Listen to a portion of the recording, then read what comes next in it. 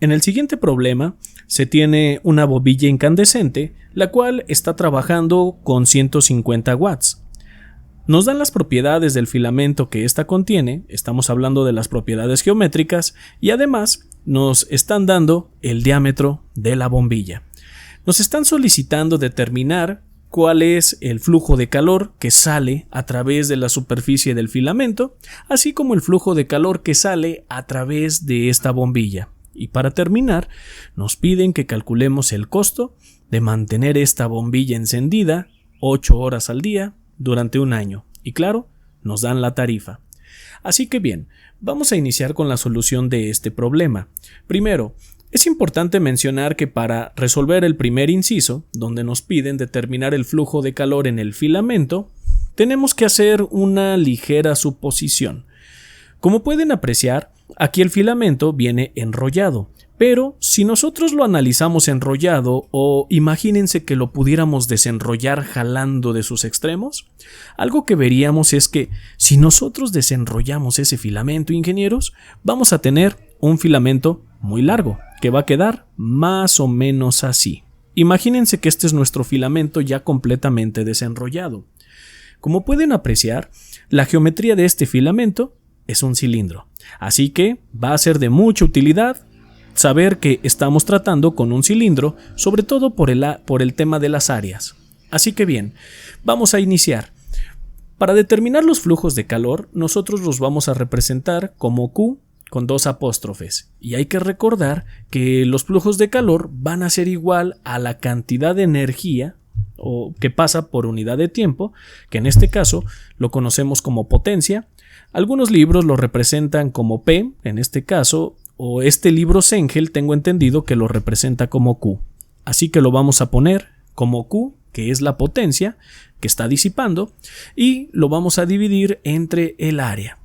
Como pueden apreciar, si nosotros hacemos este cálculo, pues vamos a tener que las unidades van a ser de watt sobre metro cuadrado, seguramente. O pueden ser watt sobre centímetro cuadrado. Es igual. Así que bien, vamos a comenzar con el tema de los flujos. Para comenzar vamos a sacar el flujo de calor que está en la superficie del filamento, que es el inciso A. Pero para ello, pues nosotros ya conocemos la potencia que se está disipando, pero algo que no conocemos, ingenieros, es el área. Y vamos a ver. Resulta, ingenieros, que el área que nosotros debemos calcular, pues es el área de la parte del cilindro que nosotros tenemos. Pero atención, porque no nada más, si esto estuviera completamente desenrollado así como se muestra, pues no nada más estaría disipando esta área. Recuerden que el flujo de calor es perpendicular a las superficies que estén expuestas a un ambiente. En este caso ya sabemos, los bombillos están al vacío, por lo tanto no puede haber convección, pero sí va a haber radiación. Y si se preguntan qué dije, no se preocupen. Lo vamos a ver en videos posteriores cuando veamos estos tipos de mecanismos de transferencia de calor. Por ahora vamos a quedarnos con lo siguiente. Vamos a decir que todas las áreas que están expuestas a algún ambiente o en este caso al vacío nos van a permitir una transferencia de calor. Y a lo mejor alguien va a decir, sí, claro, toda esta área del cilindro pues la vamos a utilizar para calcular la transferencia de calor. Pero, ¿y qué pasa con esta sección que nosotros tenemos aquí? En realidad, la sección circular inicial y final del cable, o en este caso del filamento, como podemos apreciar, están tapadas. Vamos a imaginarnos que por aquí no hay transferencia de calor, que estas secciones son adiabáticas. Y si me preguntan, oye, pero ¿por qué estás haciendo esto? Esto te lo estás sacando tú de la manga. Y la verdad es que sí, pero hay un sustento que les puedo decir que creo que es muy válido y por eso lo puedo hacer. Y este sustento es que si nosotros calculáramos esta área comparada con el largo del filamento, es decir, con la parte lateral del cilindro, nos daríamos cuenta que es muy pequeña, tanto como para decir que es insignificante comparada con el área que está en color azul. Y si a eso le agregamos, ingenieros, de que estos finales del filamento están ocultos en la bombilla, pues no están expuestos a un ambiente. Por eso no vamos a calcular estas áreas o no las vamos a tomar en cuenta en el cálculo, solamente el área del costado del cilindro, que es esta área que nosotros estamos apreciando. Así que bien, para nosotros calcular el flujo de calor, pues vamos a decir que es Q con 2 apóstrofes y ya sabemos que la potencia que se está disipando son 150 watts. Esto ya lo veíamos, pero ¿y cuál es el área? Como pueden apreciar, el área superficial de un cilindro, o mejor dicho, del costado de un cilindro, nosotros lo podemos representar, lo voy a poner acá, de la siguiente forma: pi por el diámetro del cable o del cilindro por su longitud. Y de esta manera, observen cómo vamos a tener todos estos datos. Entonces, estos datos los vamos a sustituir en el denominador. Y lo que tendríamos es lo siguiente. Vamos a tener que es pi, que va a multiplicar al diámetro del alambre o del filamento. En este caso podemos apreciar que el diámetro del filamento es de 0.5 milímetros. Si nosotros lo transformamos a metros, pues para no escribirlo con tantos ceros, vamos a decir que es de 5 por 10 a la menos 4, y esto me quedaría como metros al cuadrado. Vean cómo este es el diámetro de 0.5 milímetros expresado en metros, y esto lo vamos a multiplicar desde luego por la longitud del cable, que como pueden apreciar es de 5 centímetros, que al pasarlo a metros son 0.05 metros, y así es como quedaría. De este modo vamos a tener un flujo de calor que es de 1.91 y vamos a ponerle uno más, 910, y lo vamos a poner como por 10 a la 6, y esto nos va a quedar en watt entre metro al cuadrado. Y listo.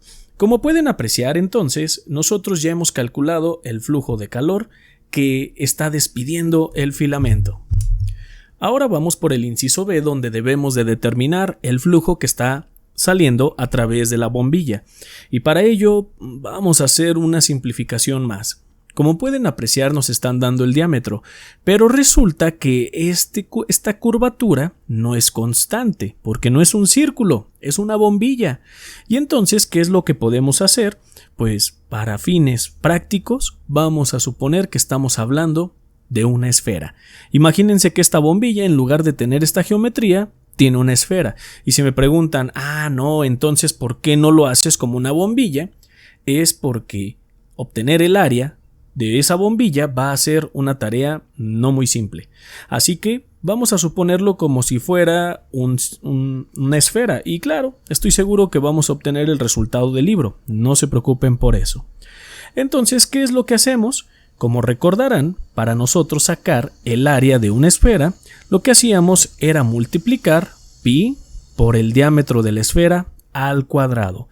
De este modo es que lo vamos a hacer. Así que, nuevamente, vamos a tener que el flujo de calor, pero ahora recuerden que es del inciso B, ¿a qué va a ser igual?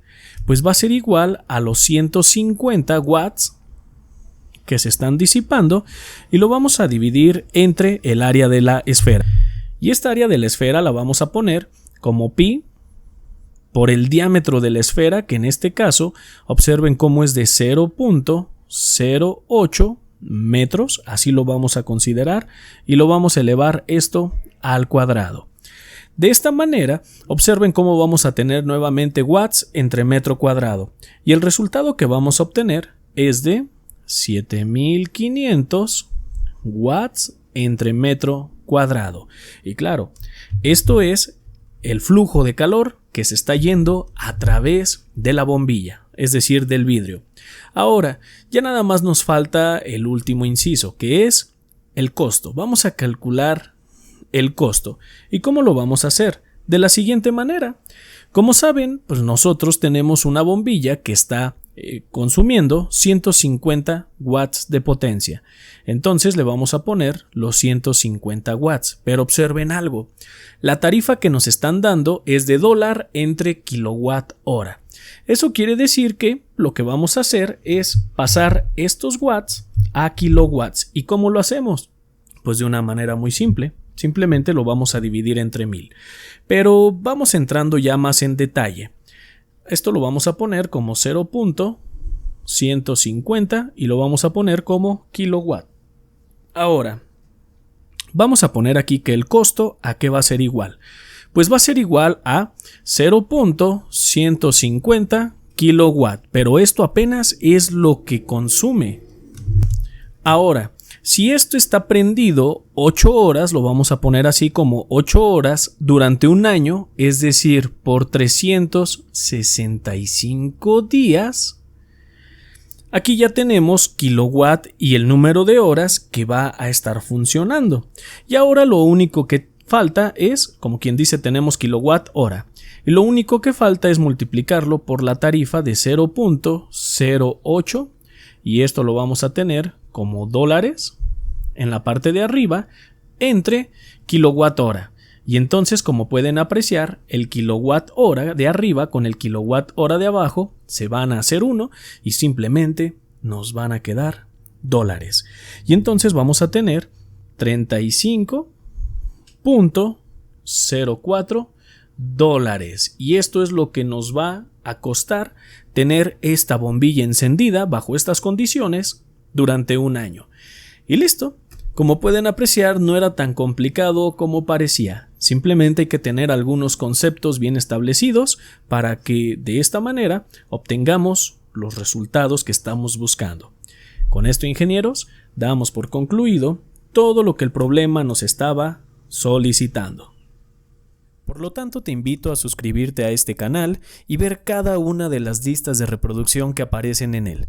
Seguramente van a ser de gran utilidad en tu estancia como estudiante de ingeniería.